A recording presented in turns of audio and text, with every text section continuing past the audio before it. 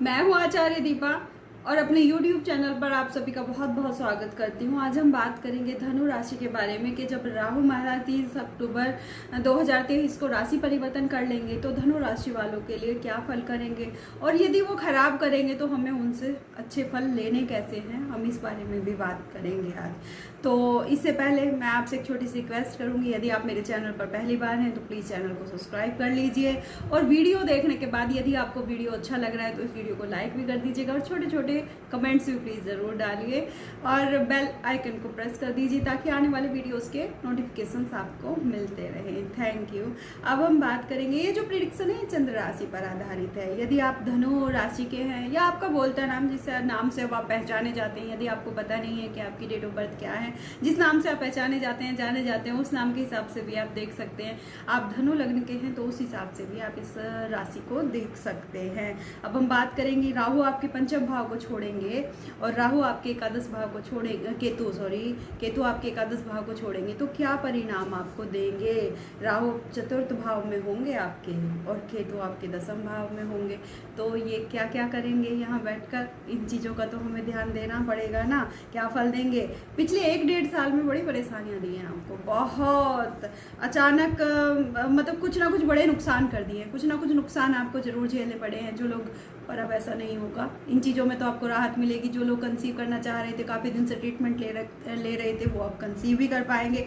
पढ़ाई में बड़ी समस्याएं खड़ी हो रही थी, जैसा आप पढ़ रहे थे वैसे रिजल्ट उसके निकल कर नहीं आ रहे थे, या तो ध्यान ही नहीं लग रहा था पढ़ने में, और ध्यान लग रहा था तो जितनी मेहनत कर रहे थे उसके हिसाब से आपको फल नहीं मिल रहे थे, तो अब मिलेंगे। लेकिन क्योंकि ये आपके पंचम भाव को छोड़ देंगे, भाग्य का साथ इन दिनों आपको नहीं मिला। मेहनत बहुत की आपने, एफर्ट्स आपने बहुत लगाए, लेकिन उसके हिसाब से आपको रिजल्ट नहीं मिले। अपनी छोटी छोटी इच्छाओं को ना आपने मरते हुए देखा है। आप बहुत छोटी छोटी इच्छाओं को ना, चलो छोड़ो हो जाएगा, चलो छोड़ो, तो वो छोड़ना जो शब्द होता है, एक तो होता है चलो हमें कोई फर्क नहीं पड़ रहा है, एक होता है मन मार के आगे बढ़ना। तो इन दिनों आप मन मार के आगे बढ़े हैं, आपने अपनी छोटी छोटी इच्छाओं को पूरा नहीं कर पाए, लेकिन अब वो इच्छाएं पूरी होंगी आपकी। डिप्रेशन भी था, सारे निर्णय क्योंकि गलत हो रहे थे, जो भी आप निर्णय ले रहे थे वो कहीं ना कहीं गलत हो जाता था। आप तो बहुत सूझबूझ के साथ आगे बढ़ते थे, लेकिन वो निर्णय कहीं ना कहीं गलत ही साबित हो जा रहा था, सही रिजल्ट नहीं दे रहा था। तो अब वो निर्णय भी आपके अब अच्छे हो जाएंगे। ये सब तो देखिए हो ही जाएगा, क्योंकि राहु आप और केतु आपके अब स्थान परिवर्तन कर लेंगे, राशि परिवर्तन कर लेंगे, तो जो इस स्थान को छोड़ेंगे, जो ये प्रॉब्लम थी, इनसे तो आपको छुटकारा मिल ही जाएगा। इन दिनों ना ये मतलब ये जो दोनों ग्रह होते हैं ना, राहु और केतु, इन दोनों में से हमेशा एक ही अच्छा फल देता है। किसी की भी कुंडली में हो, किसी भी मतलब कैसे भी भाव में हो, हमेशा एक ही फल अच्छा करेगा। दोनों ये ग्रह मिलके कभी भी अच्छा फल नहीं करते हैं। तो हमें मतलब केतु तो हमें अच्छा फल दे रहा है यहाँ पर, अभी भी देगा। क्यों देगा? क्योंकि ये अपने मित्र की राशि में आ रहा है। राहु को हम अच्छा कर लेंगे, अपनी छोटी छोटी आदतें बदलकर, छोटी छोटी आदतों में परिवर्तन करके, तो हम राहु से अच्छे परिणाम ले लेंगे। क्योंकि कोई भी आपके घर में, आप मान लीजिए कोई अड़ियल बच्चा है ना, बिल्कुल अड़ियल है, आप सुन नहीं रहा है, तो उससे हमें अच्छे रिजल्ट कैसे लेने हैं?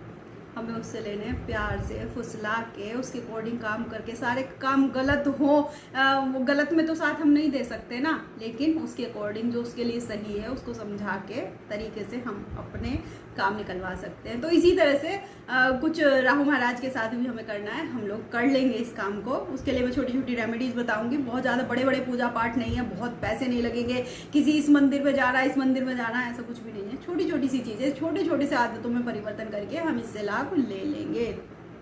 क्योंकि रोजमर्रा की चीज़ें ऐसी होती है ना, इन्हीं में परिवर्तन। हम बाहर ढूंढते रहते हैं खुशियाँ, लेकिन खुशियाँ घर में ही होती हैं, तो घर में भी तो चेंजेस करने पड़ेंगे, लाइफ स्टाइल को थोड़ा सा बदलना पड़ेगा। ठीक है, यहाँ एक अच्छी बात यह हो रही है कि देवगुरु बृहस्पति 13 साल बाद आपके पंचम भाव में है, और ये आपके लग्नेश भी हैं, क्योंकि धनु राशि के स्वामी भी तो गुरु बृहस्पति देव ही होते हैं, तो ये आपके राशि स्वामी भी है। और ये जब लग्नेश पंचम भाव में आता है तो ये एक राजयोग का निर्माण करता है, तो ये बहुत ही ज़्यादा सुफल देंगे। अभी तक नहीं दे पा रहे थे क्योंकि राहु चांडाल योग में मतलब राहु के साथ बने हुए थे, तो अभी तक ये असमर्थ थे। और अब ये 4 सितंबर से आपके वक्री भी होने जा रहे हैं, तो रिजल्ट तो ये बहुत अच्छे देंगे आपको, बहुत अच्छे।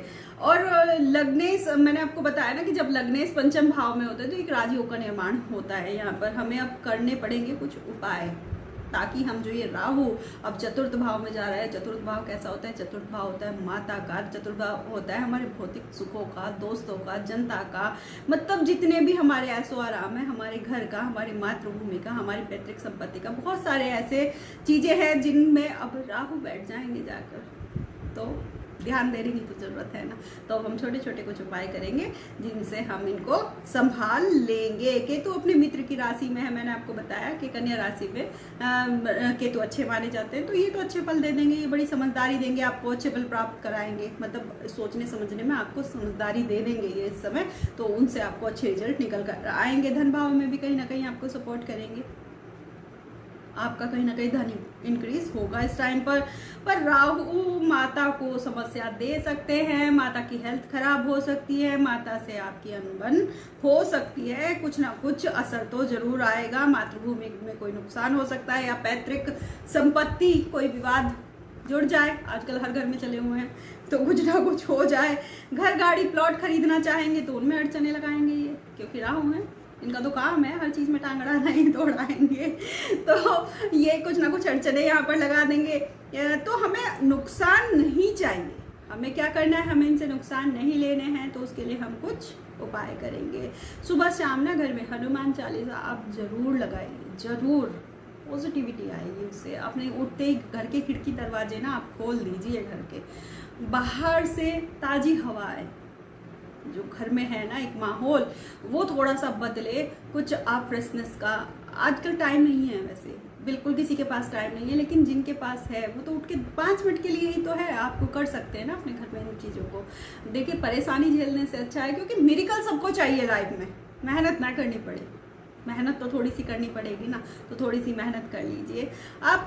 मैं आपको बताती हूँ, घर का साउथ वेस्ट एक होता है, मतलब के दक्षिण पश्चिम एक कोना होता है, और वो साउथ वेस्ट से साउथ वेस्ट, ये दो स्पेस होते हैं ये घर में, क्योंकि साउथ वेस्ट तो पर्टिकुलर राहु के लिए माना जाता है, और साउथ वेस्ट हमारे पितरों के लिए माना जाता है, मतलब ये पूरा जोन करके राहु को मतलब राहु यहाँ पर होते हैं घर में। तो हमें यहाँ पर कोई भी, अगर आपने यहाँ पर स्टोर रूम है, आपका कोई भी स्टोर रूम है और उसमें काफ़ी गंदगी है, काफ़ी दिन से आपने कूड़ कबाड़ भर रखा है ना, तो आपकी खैर नहीं है, इन दिनों पूरे आप रहिए, फिर आप परेशान उस चीज़ से, इस जगह को आप इसको साफ करवा लीजिए, हो सके तो यहाँ पर आपका मतलब कोई भी गंदगी ना हो इस टाइम पर, इस चीज़ का आप ध्यान रखिए। आपको क्या करना है ना, एक ये होता है हमारा 200 डिग्री से लेकर 230 डिग्री तक, साउथ वेस्ट से लेकर साउथ वेस्ट, ये जो होता है ये 200 से 230 डिग्री तक होता है, तो आप इस बात का ध्यान रखेंगे। सेंटर से मैं अपने पिछले वीडियोस में आपको बताती आई हूँ कि डिग्रीज कैसे निकालनी है। आपको एक कांच का ग्लास लेना है, कांच के ग्लास में पानी लेना है, पूरा फिल मत कीजिएगा ऊपर तक ताकि वो छलके नहीं, उसमें कुछ रॉक सॉल्ट की कुछ आपको पीसेस डाल देने हैं, क्योंकि साबुत नमक लेना है, और उसको साउथ वेस्ट में आपको जमीन पर छिपा कर रख देना है, ठीक है। आप इसको पूर्णिमा के दिन रख दीजिए, और उसके बाद में आप इसको अमावस्या के दिन फ्लश कर दीजिए। आप यकीन मानिएगा, अगर आपने किया ना, आपके घर का पानी ना येलोइश हो जाएगा, आप इसको जब फ्लश करने जाएंगे, आप यहाँ पर रखिए और इसको ये काम कीजिए, देखिएगा लाभ मिलेगा, ठीक है। ये 18 महीनों तक करते रहेंगे तो और भी ज़्यादा अच्छा है। अगर आपको समस्याएं चल रही हैं, देखिए सबके साथ सब स्थिति नहीं बनती है, कई बार ना हमारे कुछ दूसरे ग्रह होते हैं वो स्थिति को संभाल ले जाते हैं, वो तो मुझे नहीं पता कि आपकी कुंडली में कौन से ग्रह कहाँ बैठे हुए हैं, लेकिन कई बार ना संभल जाते हैं कुछ लोग, और कुछ लोग नहीं संभल पाते हैं, कुछ लोगों को ये बहुत ज़्यादा इफेक्ट करने वाले हैं, इसलिए उनको जिनके राहु की महादशा चल रही होगी इन दिनों, बहुत लोगों की राहु की महादशा, उनके लिए तो मैं एक और स्पेशल रेमेडी बताऊंगी। घर में ना बिजली के खराब उपकरण आपको नहीं रखने हैं, कुछ भी खराब हो गए या तो आप उसे ठीक करवाइए या आप उसको रिप्लेस कर दीजिए, बिल्कुल आपको नहीं रखने हैं इन दिनों घर में। कहीं भी जाला तो एक भी ना हो, और डस्ट ना लगी हो किसी भी चीज़ पर, अलमिराज के ऊपर होती है, बुक्स के ऊपर होती है, बुक सेल्फ के ऊपर होती है, कहीं भी होती है, डस्ट नहीं होनी चाहिए। आप डस्टिंग करवाते रहिए घर में कंटिन्यू, और घर में धूल मिट्टी मैंने बताया ये आ जाती है तो तुरंत से आप साफ करवाइए। चींटियों को इन दिनों आप खाना दे सकते हैं, उसमें थोड़ा सा गुड़ मिलाकर, थोड़े से मतलब अगर हो सके ना तो थोड़ा सा तिल का तेल मिला लीजिए, 1-2 बूंदे, तो आप चींटियों को खाना दीजिए। आपको जो गली में कुत्ते घूम रहे हैं उनको थोड़ा सा आपको खाने पीने का, पक्षियों को आपको दाने पानी का इंतजाम इन दिनों कराते रहना है, काम ही तो है, आप बहुत बड़े काम नहीं कर रहे हैं, उससे आपको पुण्य भी प्राप्त होंगे और आपका राहु भी शांत रहेगा। तो मिरेकल की इच्छा ना करें, पहले अपने कर्मों पर ध्यान दे। तो थोड़ा सा कर्म कर लीजिए, अच्छे अच्छे रिजल्ट आपको अच्छे मिलेंगे। नहाने के बाद ना बाथरूम को कभी भी गंदा मत छोड़ेगा। और जिनकी राहु की महादशा चल रही है तो स्पेशली बाथरूम को गीला छोड़ के ना आए, हमेशा वाइपर करके आए उसमें, और बाल्टी को धो के ना उसमें पानी भर के आए, जिनके राहु की महादशा चल रही है। और जिनकी अभी धनु राशि वालों के 4th हाउस में आ गया है ना, और बुरे परिणाम नहीं चाहते हैं, तो वो तो स्पेशली ध्यान रखना, उनको कभी भी बाथरूम गंदा नहीं छोड़ के आना। बाल्टी और बाथरूम का दरवाजा नहाते ही बाहर से बंद कर देना है, कभी भी खुला नहीं छोड़ के आना। अब ना एक रेमेडी उनके लिए भी है ना, जो जिनके राहु की महादशा भी चल रही है और जिन धनु राशि वाले भी हैं, है ना, उनके राहु 4th हाउस में आ गया, तो उनको तो ज़्यादा बुरे परिणाम आपको देखने को मिल सकते हैं। क्या करना है, यहाँ पे एक बाल्टी में पानी आपको लेना है, उसमें थोड़ा सा आपको रॉक सॉल्ट डालना है, उसमें पैर डिप करके बैठ जाना है, 15 मिनट के लिए बैठे रहना है, उसको बाद में फ्लश कर देना है। आप 15 मिनट के लिए अपने लिए टाइम निकालिए, उसको फ्लश कर देना। बाद में टॉयलेट को साफ करके, टॉयलेट तो साफ आपको करना ही है, जब भी आप बाहर निकले टॉयलेट से साफ करके ही आए, टॉयलेट हो या बाथरूम हो, ये गंदा स्पेशली आपको नहीं छोड़ना है। तो आप इन दिनों ये कीजिए। और शिव भगवान की, गणेश जी की, माँ पार्वती जी की, मतलब पूरे शिव परिवार की इन दिनों आप आराधना कीजिए। आप शिव मंदिर जाते रहिए, छोटी छोटी पूजाओं से ही आपको लाभ आ जाएगा। कोई बहुत बड़े काम कराने की ज़रूरत नहीं है। अगर आराम चाहते हैं तो प्लीज़ पूजा पाठ में थोड़ा सा ध्यान दीजिए और अपने कर्मों को थोड़ा सा सुधार कर रखिए, क्योंकि जब कर्म अच्छे होते हैं ना तो कोई भी ग्रह कुछ नहीं बिगाड़ता है। तो थोड़ा सा कर्मों पर भी ध्यान दीजिए। तो अगली राशि के साथ हम फिर से आपके सामने हाजिर होंगे। तब तक के लिए प्रणाम।